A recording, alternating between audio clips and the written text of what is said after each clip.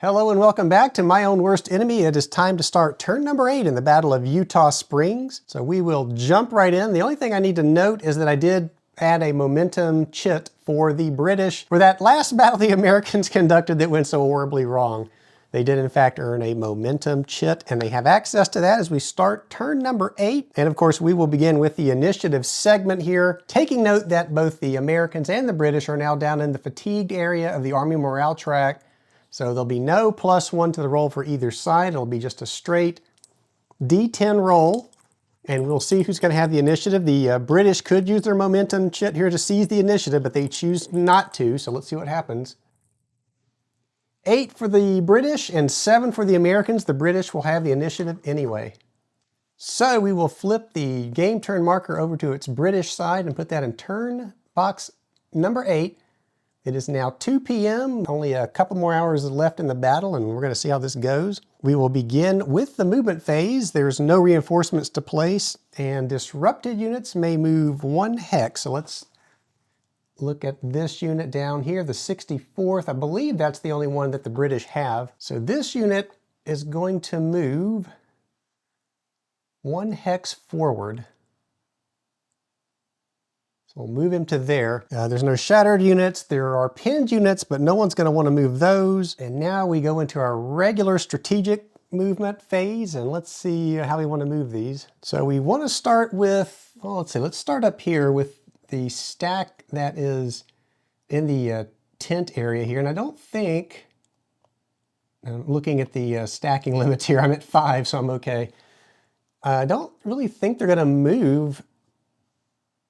The only place I would move them is up here to the creek side to maybe attack the South Carolina. Actually, maybe we want to do that. We do have a rifled unit in here. We could just move the rifled unit. And I think we are going to do that, actually. We're going to move this rifled unit. It's going to come 1 space forward to engage the South Carolina militia, leaving the Charleston horses and this light infantry unit to deal with Washington's dragoons. Down here we have the coffin stack, and this is a huge stack. Why is it so large? We have the 63rd.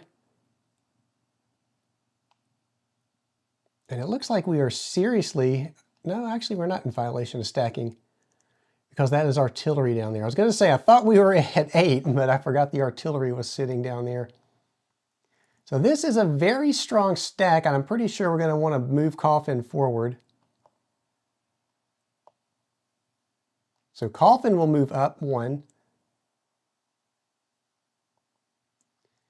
Then here we've got this one. This unit is the 96, and it is, well, it's not demoralized, but it does have low morale. And I think it's a, yeah, it's a 1-step unit. I don't know if we want to leave it here in the face of Lee's Legion and the North Carolina Brigade. So what we might want to do is pull this unit back to maybe give it a break. So we can move this unit back, and I think we're going to do that. He can actually, coming out of this zone of control, he can use his full movement. Not that we're going to need it. I think I'm going to move him back to this disrupted unit. Well, actually, let's see, do I want to do that? I don't want to bring him too far back. Let's bring him back to the road here. So he's going to kind of pull back and hope that this disrupted unit becomes undisrupted, and maybe they can join forces together. And I don't think there's anybody else I want to move for the British at this time. I'm going to say, yeah, that's going to do it for movement for the British, and then we'll move on now to the rally phase. So we're going to do a morale check for each disrupted or shattered unit. We've only got 1 disrupted unit for the British, and it is this one. So he's going to make his die roll here, looking for a 5, but he gets a -1 to this roll for the morale of the 64th. Another -1 because of the Army morale track over here for the British. So looking for a 5, but get a -2 to the roll. And that is a 0, so he does not recover from being disrupted. So we'll put that marker right back on top and continue along. And that should take us to the defensive artillery fire phase. And I think, let's see, is this the artillery sitting up here? No, that's Kirkwood. Is it in this stack?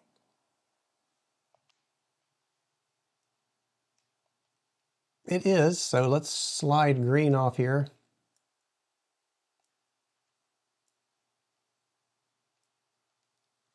And let's go ahead and zoom in so we can see what's going on. Okay, that's better. So we have the this artillery unit is going to fire into this stack. So it's going to get the pin marker off. And again, I'm going to have difficulties with these tweezers, and I don't know why. We're going to take Marchbanks off. And the New York Volunteers. So what else is in here? I think he's going to fire at the Irish Buffs. I think we've done that before. We're going to do it again. So Brown Artillery Unit is going to fire at the Irish Buffs. So he is...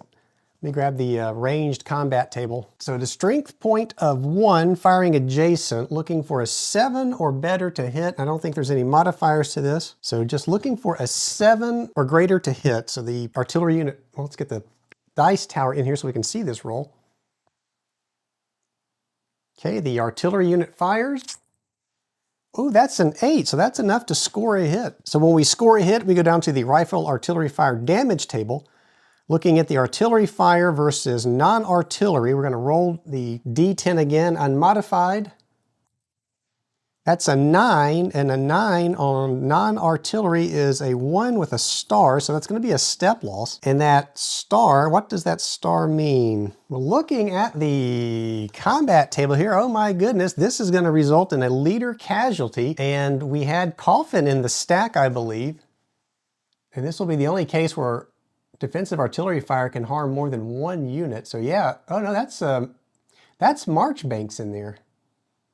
Yikes. So again, let me grab the rule book for leader casualty and make sure there's not a second roll required here for this. All right, on page 12, looking at the leader casualty result, the modified die roll must equal this number exactly. Well, it did. The owning player removes 1 leader and places it in the eliminated box. The leader chosen need not be the one in command. This is the only result from artillery or rifle fire that may affect other units in the hex. If no leader is present, ignore the result. So unfortunately, the only leader in that hex was Marchbanks. So Marchbanks dies, and is it placed in the eliminated box? So, oh, hold on here. That is a lucky cannon shot. So Marchbanks has been eliminated. I'm going to put him in the eliminated box. But not only that, the Irish Buffs were hit. There's a step loss there, so let me see if there's a backside to the Irish Buffs. They do have a backside, so they are reduced, and we'll put those back. And we're not done yet. And now we're going to have to do some morale checks. This could be bad for the British. So we will start with, well, there's only one other unit in there. There was the New York Volunteers. All right, so the New York Volunteers are going to make a morale check here. They're at 0 morale, but they get a -1 for Army morale. And actually, hold on a minute here, because I think we've got to do something about the Army morale. So we had a step loss, and that will change the Army morale. It will go up 1 for the American side and down 1 for the British. The Americans will go up to 9. The British will go down to 9. So they're now tied at 9, but Marchbanks was eliminated. So if we look at the leader casualty chart, Marchbanks, the American side will go up 1. So now they're up to 10. But the British will lose 2 more because they lost Marchbanks. So they go from 9 to 7. Now that will not change the overall Army morale. It is still fatigued for the British. So the New York Volunteers here will be at a -1 for their retreat check here. So we're going to roll the D10. It's an 8, -1's a 7. So they pass. So they're gonna hold there in that hex, even though they've lost their leader. So we'll put these 2 units back. The pin marker remains. We'll put green, and who was with green? The Virginia Brigade.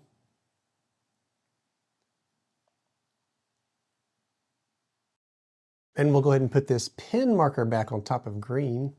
Okay, so let's look and make sure we've got everything accounted for here. We have adjusted the Army morale track for both the step loss and the leader casualty, and that is it. That's going to conclude defensive artillery fire, and that's the most effective defensive artillery fire we have seen in this game. That was brutal for the British there to lose Marchbanks. So let's continue on, and we're going to go into now the rifle fire phase. So we're going to have rifle fire up here with the South Carolina Militia and Sheridan's Rifle Brigade. So starting with the British, we have a strength 1 rifled unit firing at a strength 1 rifled unit. So it is adjacent. It's going to have to get a 7 or more to hit, which we just saw the artillery do, so it is possible. Now the target is a rifled unit. So looking at the modifiers here, no, that's not going to matter. So it's just looking for a 7 or greater to hit the British fire. And they roll a 6, so that's going to be a miss. Now the Americans will return fire. So we have Strength 1 South Carolina Militia is firing at that British unit, and it's going to be the same to hit a 7 or greater, no modifiers. And we're going to, well, wait a second here. That Sheridan there is a light unit. Does that change things? It does. It's going to be a -1 to the roll for that. So we are looking at trying to get 7, but there's a -1 to the roll. 6, so that's a miss. So that will conclude rifled fire phase. Now we will go into close combat. So we will start up here with these rifled units, and we'll have Sheridan attack South Carolina Militia. So this will be our first close combat in this turn. So looking at our strength point ratio, we will be on the 1-to-1 column, and looking at our modifiers. So for the attacker here, Sheridan is at a +1, but the army morale is currently fatigued, so that's going to be a 0. So nothing for the attacker morale. There's no leaders present. The defending unit is a rifled unit, so that's going to add a +1 to the roll. They're not disrupted or shattered, not a dragoon, and none of these other things for the attacker will apply. Now we go to the defender. The South Carolina is 0 morale, but they're at -1 due to the army morale, so the defender morale will cause a -1. Actually, I'm sorry, the defender morale will give a +1 to the roll because they're at -1, so it's minus a -1. No leader for the defender. The attacking unit is a rifled unit, so there's going to be a -1 to this roll for that. And then looking down, oh, no, wait a minute, there's another modifier here. All attacking units are attacking across a creek, so that's going to be another -1. Continuing down defender benefits, none of these other things will apply. So for the British, they are engaging without a leader. Withdrawal is plausible, so we're going to look at table 1 and roll that D8. So this is let me grab the D8. This is for the British. They roll a 2, and a 2 on the matrix is a withdrawal. So there's withdrawal for the, let me get that on screen. There's a withdrawal for the British. And then the Americans, I think it's going to be the same thing, but let's double check. They are engaging without a leader. Withdrawal is plausible. So yeah, we're on table 1. They roll. What is that? Looks like an 8, and an 8 is a skirmish. So skirmish for the Americans. Looking at the tactical matrix, the attacker is at withdrawal, and the Americans have chosen skirmish. That is an NC result, which is no combat. Okay, we have a no combat, and if one or both players chose the withdrawal tactic, and the result is indicated as no combat, the side playing the withdrawal tactic must retreat all units 1 hex. So that was the British. So they're going to retreat this rifled unit back to the stack that is here, the Charleston horses, and this light infantry unit. Do they want to do that? Yeah, I think they do. We'll just have to remember that unit has already conducted close combat, and it will not be able to conduct close combat again. Actually, can he withdraw into a zone of control of a enemy unit? I'm not sure about that. I'm not really sure he can do that, and so what I'm going to do is I'm not going to put him in there. I'm just going to say he withdrew back to this 10th hex. So he went from hex, what is that? I think it's 90-80 back into this 10th hex. So he just withdrew that way. So that's going to end that close combat. So let's get this D8 out of there. So there was no combat for the rifled unit, but now we have to come down here to the light infantry and the Charleston horses now, going after Washington's Dragoons. Okay, so Washington's Dragoons will not be able to do a cavalry withdrawal here because of the presence, or the presence of the Charleston horses are in here, so he won't be able to withdraw. So he is by himself, so his strength points are going to be 2. So it's going to be 4-2, so that's a 2-1 on the ratio column. Now we will look at the attacker benefits, so we got to pick our lead units. I should have done that. The lead unit is going to be this light infantry unit, and then Washington's Dragoons will have to be the lead unit. So looking at the morale of that lead unit, it's a +2, -1 for army morale, so it's a +1. So the attacker's morale, that's a +1 to the roll. There's no leaders present, Nothing special about, well, let's see, any attacker is a mounted dragoon against solely, no, that's not going to matter. So nothing else here is going to matter for the attacker. The defender's morale is a +1, but again, the army morale is going to make that a 0, so nothing for defender morale. There's no leader present, not attacking across a creek this time, so I don't see anything else here that would apply. And so now we have to go to tactics. So these are all going to be on table 1 because it's without a leader and withdraw is plausible for both of these. So rolling for the British, that is a 2. A withdraw again. Well, it's already, yeah, withdraw's already out there, so let's go ahead and leave that where it is. For the Americans, that's a withdrawal. All right, we've been here before. We know that you played a withdrawal, you've got to withdraw in no combat situation. Here they both did. So the defender actually gets to withdraw first. So this Washington's Dragoon unit will just withdraw back 1. And these are going to drop back with this rifled unit. So they'll come back to here. So that is going to end close combat for those units. Not a whole lot of combat going on this turn so far. Everybody's shaken up about Marchbanks' death, I think. So we will continue right along. Let's get this dice out of here. Now we're going to have the stack that took the artillery fire is going to attack. So we'll get these pin markers off. Let's go ahead and remove the pin markers.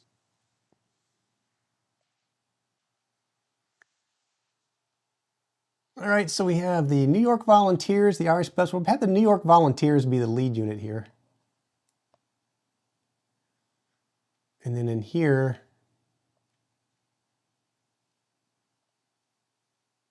it has to be the Virginia Brigade because the only thing left is an artillery unit. And of course, Green is there. Let's leave him out for a second. So let's go ahead and go down the, well, let's see. We have 2 going against, I'm sorry, we have 4 going against 2. So we're on the 2 to 1 column again. And to the attacker morale is 0, but it's a -1 because of army morale. So attacker morale is going to be a -1. There's no leader present, not anymore.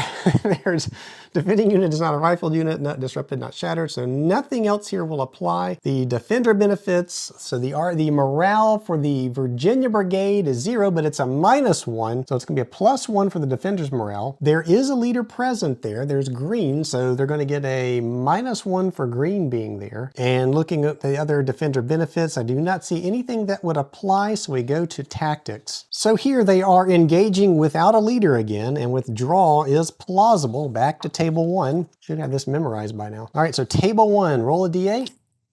That's a 3, so that's stand fast. We'll get the withdrawal. They're finally going to do something different here, which is good. So stand fast for the British. Now we're looking at the Americans. They are engaging with the leader. The opponent has no leader. Flanking here is possible. Withdrawal, it is plausible. So table 5. Table 5 says to roll a d10. So let's roll a d10. 3 is skirmish. So that is stand fast and skirmish. So the attacker is standing fast and skirmish, so that's a +1 for tactics to the die roll. Okay, so we are on the 2 to 1 column. We have 2 +1s and 2 -1s. So the British will fire here a d10. That is a 0. That is not good news for the British. So we're looking at on the 2 to 1 column, a 0 is a attacker step loss and nothing on the defender. Ouch. So the lead unit here was the the New York Volunteers rather. They will take a step loss if they can, and it looks like, yeah, they can take a step loss. So that will flip the New York Volunteers and put them on top of the already flipped Irish Buffs. But wait a minute, we've got to do a morale check here, so let's put him off to the top here for a second. And also that step loss, let's go to our army morale adjustment. A 1 step loss will be a +1 for the Americans and a -1 for the British. Now the Americans will go up to 11. They are back into high morale. The British dropped to 6. So the momentum is shifting seriously and towards the Americans' favor here. So there's the morale adjustment for the step loss, and now this unit, the Irish Buffs, has to make a morale check. It is at 0 morale, but a -1 because of army morale, so looking for 5 or greater with a -1 to the roll. is a failure, so it's going to have to retreat. So it's going to fall back 1.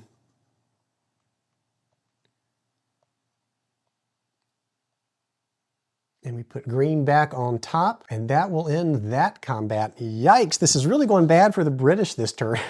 So let's get these cards out of the way.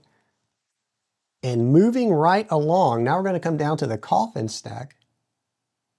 See if things can't go a bit better for coffin. So it looks like he is at 246. What is under here? That artillery. So let's just make the 63rd the lead unit, and then under Hampton, we've got the Palmetto Foot unit under Hampton. All right, we have coffin here. So those will be our lead units. We'll have the 63rd and the Palmetto Foot unit there is going to be our lead units. And this, I think the odds here are skewed heavily in favor of the British. I think they're at 6, 2, 4, 6. So yeah, they're at 6-2, and 6-2 will put them on the 3-1 column. Now let's get our combat die roll modifiers here. So the morale for our lead unit is a +1, but the army morale is at a -1, so that is nothing. Then the next thing to check, the close combat modifier for coffin is a 1, so there'll be a +1 to the roll, and that is going to do it for attacker benefits. Defender benefits, their lead unit is at 0, but it's currently at a, oh no, they went up into the high morale. They're at high morale on the army morale track, so that will keep the unit morale normal, so they'll get no adjustment for that for the defender because they are at 0. Now there is a leader there, there's Hampton, so there'll be a -1 to the roll for the leader's close combat modifier. And looking here, I do not see anything else that would apply. Tactics, the British, they are engaging with the leader. The opponent has a leader. Flanking in this case is possible. Withdrawal is plausible, so table 9. Table 9 says to roll that D8. We'll roll the D8. They get a 7, which is turn flank. Turn flank for the British. For the Americans, they are engaging with a leader. The opponent has a leader. Flanking here is possible. Withdrawal is plausible, so table 9, D8. The Americans roll a 6, so that's going to be commit reserve. So we have turn flank versus commit reserve. That is a -1 to the die roll. So now we can conduct our fire. The British will fire. We have 1 +1 and 2 -1. So there'll be a -1 to this roll on the 3-1 column. They roll a 9, -1 is an 8, and an 8 on the 3-1 column. That is nothing for the attacker, but that is a step loss for the defender. So that is to the Palmetto Foot unit here. I have to see if they can take the step loss. They can, so we're going to flip the Palmetto Foot unit, and they will remain there. Hampton will remain in that stack with them. Coffin will remain with his stack. So that's a step loss though for the Americans. Looking at the army morale adjustments, that's going to be +1 for the British, so they're back up to 7. -1 to the Americans, so they're going to drop back down into the fatigued box at 10. So the army morale is wavering on both sides. So that's going to conclude close combat for the coffin stack, and that's going to conclude close combat entirely for the British. Let's get these cards out of the way. And I will move the dice tower. So let's go ahead and zoom back out. And with the end of the British close combat phase, or the combat sequence, that's going to end the turn for the British. So we'll take the game turn marker, flip it to the American side. And while we're here, note that the American morale is at 10, so it's back in the fatigue. And the British are at 7 now, so they're both in fatigue. And now we will start the Americans' turn for turn number 8. So the first thing we do is movement phase, place reinforcements. There are none. Disrupted units may move 1 hex now. So we're going to bring Swamp Fox is up here. We're going to bring him down 1. And this is Kirkwood, I believe. That is Kirkwood. We're going to bring him down. And I'm going to put him with the Maryland Brigade, which will probably move here in just a second. This is, who is this? The North Carolina Militia will just move up 1. I believe that's all the disrupted American units we have, so the only thing left to do now is do our regular and strategic movement. So this South Carolina Rifles will start here. It's going to move, let's see, it's going to move across the, do we want to move across the creek? We are getting that defense bonus for sitting there. We also have the Washington's Dragoons, which could actually rush into these tents now. So we really do need to capture a majority of these encampment hexes in order to give us victory points. I believe it's 3.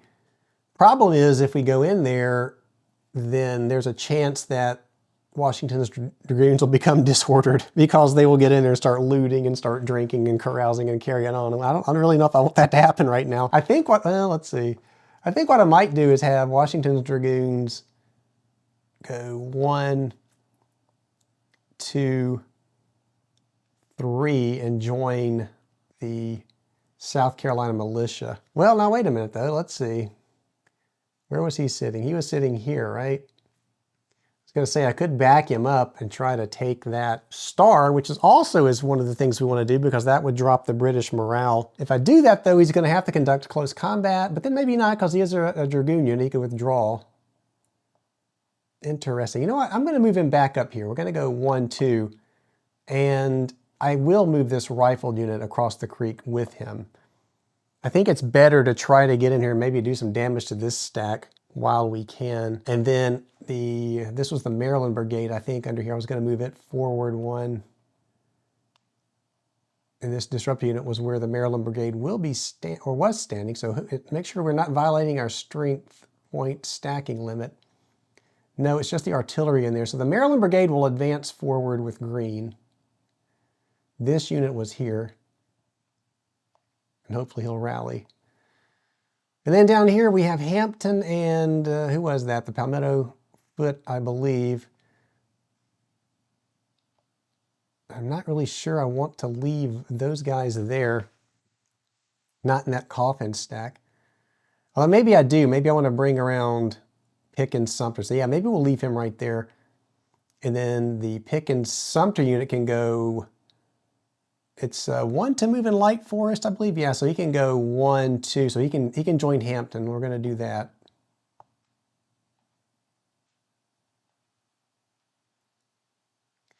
And Lee's Legion down here can probably get around to this disrupted unit. And I don't want to engage both of these units. I could actually come around here and grab another one of these stars. We might do that with Lee's Legion. So he could go 1, 2, and I think for him to enter Light Forest, let's grab the terrain effects chart. So Dragoons to go into Light Forest, it's 1.5, so it'd be 3.5 to get in here. And 4.5 to get all the way over to here, which he could certainly do. So let's do that. We'll bring him up here. Which means the fact that he went down this way through this starred hex means the Americans will now put a blue cube on there. So now we just need 1 more to drop the morale for the British. And finally, we have the North Carolina Brigade. And can he actually move? Let's see. So for him to move into Heavy Woods, it's just regular forest. So it would be 1.5 to move them in there. So it would be 1.5, 2.5, 3.5. So they could actually also join Hampton. So let's see. Well, that violates stacking. 1 strength point. So they're at 4 now. Yeah, that would definitely violate stacking. We don't want to do that. What we might want to do is just move him up here to help attack the coffin stack. We could also move him forward. He could go into this start hex, and that would immediately drop the British morale. Not that it would do anything right now. It would only drop it down to 6. They'd still be in that fatigued box. What they could do, though, is we could send these, I don't know, though. I'm trying to think. I don't leave myself too exposed back here. Because the British still have the Irish buffs over here. They could move forward in this 96. This could also move up. So I don't want to separate. I was going to say I could run the North Carolina Brigade to join Lee's Legion, but I don't really know that I want to do that. I think what I'm going to do is move him up to here to help fight off this coffin stack if possible. All right, so that's going to be movement for the Americans. And so now we're going to go into the rally phase, and this is where we're going to try to get our disrupted units rallied. And we are going to start up here. So we'll get a -1 to all these rolls because of Army morale. So Swamp Fox is going to try to rally. Let's just turn this around this way so we can see it. Now, actually, what I might do is go ahead and zoom in because I think we're going to go right into close-up shots here anyway. So let's go ahead and zoom in. So Swamp Fox is looking for a 5 or greater, and there will be no modifier to this roll for morale. 9, so he actually loses his disrupted marker. Moving along, we'll come down now to, who was this? Kirkwood. So Kirkwood is at a +1, but Army morale's at a -1, so a straight roll looking for a 5. A 0 is not a 5, so he does not come out of disruption. And then here we have this militia unit, I believe. So the North Carolina militia is at a -1, plus another -1 for Army morale. So this is a -2. 4 minus 2 is 2, so he's going to stay disrupted. And I believe that is all of the rally attempts we have to make for the Americans. Now we'll go into the defensive artillery fire phase. And I'm sure the British are hoping they're as effective as the Americans were last turn. So let's go ahead and grab, I think it's at the bottom of the coffin stack here. Oh, let's see, I didn't grab them all. It is. So what we're going to do then is have this artillery fire. He's got 3 stacks to choose from. Who would he want to fire at here? Probably the Maryland Brigade, since it is at +2 morale. So we're going to have the artillery unit's going to fire at the Maryland Brigade. So looking at our range to hit table, he is at 2 strength points, firing adjacent, looking for a 6 or more, and I don't see any modification to this. So the British will fire their artillery. A 9, so that is definitely a hit. So now we're going to go to the damage table, and they would love to roll a 9 again. So they are firing versus non-artillery. They roll an 8, that's not bad. That is a step loss. Seeing some effective artillery fire now. So it's a step loss, and that's going to come off the Maryland Brigade. So let's look at, there is a backside to that.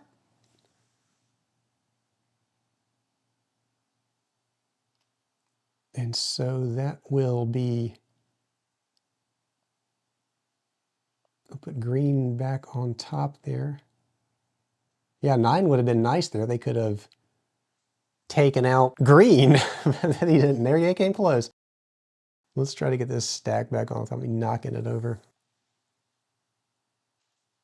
All right, so that was the defensive fire phase. It was effective there, a little effective anyway. The step loss will cause a morale drop to the Army morale for the Americans and a boost for the British. The British will go up to 8. Americans drop to 9. Again, the momentum keeps shifting here. So we have concluded defensive artillery fire. Now we're going to go to rifled fire, but there are no rifled units within range of each other. So that will take us to close combat. And so we've got to determine, we know we have close combat down here with Lee's Legion. We have these 2 stacks must be attacked.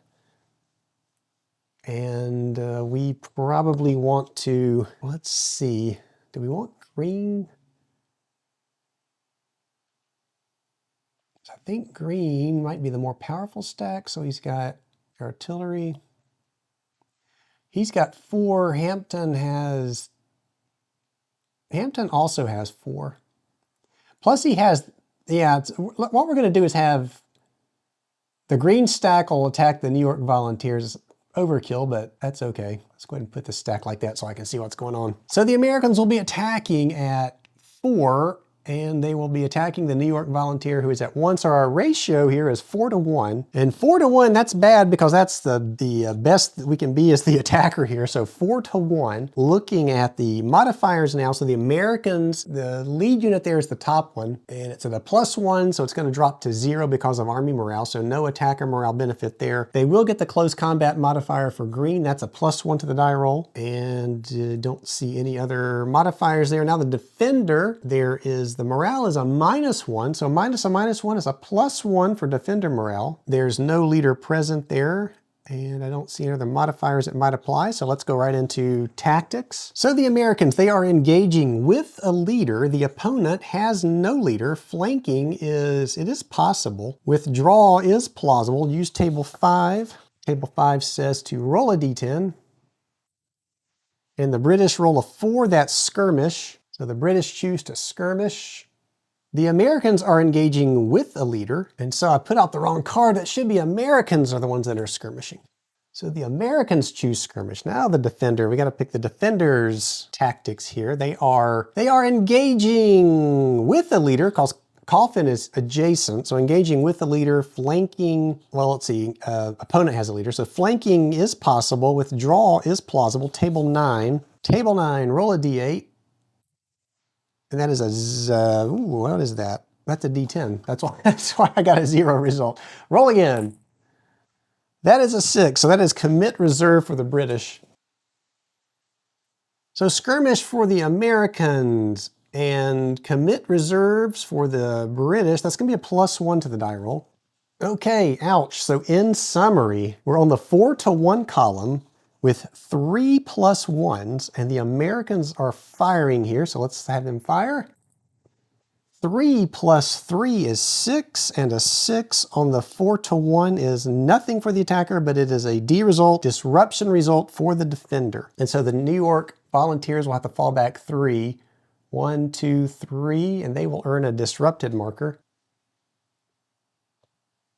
And now our lead unit must advance into that vacated hex. So that was this top unit, the one under green,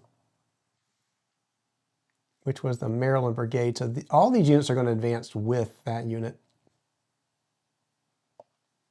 They all choose to advance right along. And that will conclude close combat for these stacks. Now we come down to the Hampton Coffin and this North Carolina Brigade are all going to attack. So we're going to have these two stacks attack the Coffin stack.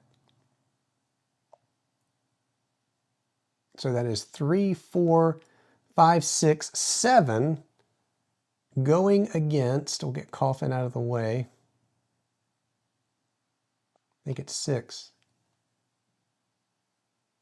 Because that is artillery down there. Let's go ahead and get our lead units. We'll just have the 63rd be the lead. All right, so 7 going after 6. That's going to put us on the 1-to-1 column. And our lead unit that I say was going to be, it'll be Pickens Sumter. So our lead unit is at 0. It's going to be a -1. So our attacker morale, -1 to the die roll. Close combat modifier for Hampton is a 1. So it'll be a +1 for the close combat leader modifier. And looking at the other attacker benefits, I don't see anything else here that would apply. Now the defender benefits, their lead unit is at a +1, but their army morale is a -1, so nothing for that. They do have a leader present, so there's going to be a -1 for that. No other modifiers, so we go to the tactics. Starting with, let's get these cards out of the way. Starting with the Americans, they are engaging with a leader. The opponent has a leader. Flanking is possible. Withdrawal is plausible. Use table 9. So roll the D8 on table 9. 5 is a frontal assault for the Americans. Now to the British, they are engaging with a leader.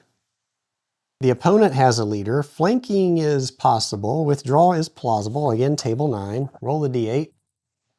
That is a 5. That is a frontal assault. So we know that when we roll the same thing, that it's going to be a 0. So nothing for tactics. Okay, so in summary, we are on the 1-to-1 column. We have 2 -1s and a +1. So there's going to be a -1 to the roll for the Americans, and they fire.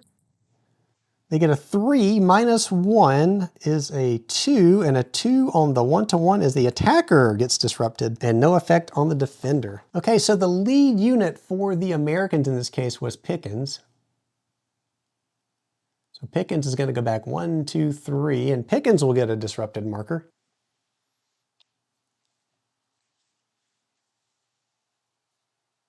And so the other unit in that hex was the Palmetto Foot. It will have to make a morale check. And it's there with Hampton. So the Palmetto Foot is at a -1. The Army morale is at a -1, so he's at -2, but Hampton is in the stack, so he gets to add his leadership, which is that middle number. It's a 1, so it's going to be a -1 to this roll for the Palmetto Foot unit morale check. And that's a 0, so he fails. He's going to have to retreat 1 hex. So he's just going to retreat back underneath this disrupted unit. And Hampton's going to retreat right along with it. And we'll just put this disrupted unit right on top. so that we know that there's a disrupted unit in there. And we had one more unit involved in close combat. It was this North Carolina brigade. It's going to also have to make a morale check. So he is at 0, but it's a -1 because of Army morale, looking for a 5 or greater. 7 minus 1, that is a 6, so he does indeed pass his morale check. And we'll put Coffin back on top of that stack. So that was a very poor attack for the Americans. And one more close combat to resolve. That's down here. We have Lee's Legion attacking the disrupted 64th. So we know our lead units is the only two involved. We are on the 1 to 2 column. The attacker morale is +1, but there's a -1 Army morale, so it's nothing. Let's see, let's go through our other attacker benefits. There's no leader involved in this. Although it says any attacker is mounted dragoon against solely disrupted or shattered units. Well, we do have a disrupted unit here, so we're going to get a +1 for that. So that is going to do it for attacker benefits, defender benefits. So we have the -1, which becomes a -2 morale for the 64th because of Army morale. So it's going to be a +2 to this roll. There's no leader, and I'm just looking down the rest of the defender benefits. I don't see any. So let's go to tactics. Okay, the Americans, they are engaging without a leader, and withdrawal is plausible. So table 1, we roll our D8. We roll a 2, which is a withdrawal, which doesn't make a lot of sense here, but that's what they rolled. So that would be a withdrawal. And then the British, they are engaging without a leader. Withdrawal is plausible. So they're on table 1 and they're going to roll a D8. They roll a 3, which is stand fast.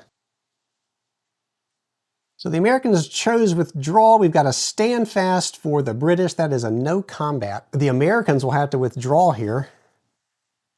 So let's get the dice tower out of the way. So they've got to withdraw 1. I think they're just going to fall back 1.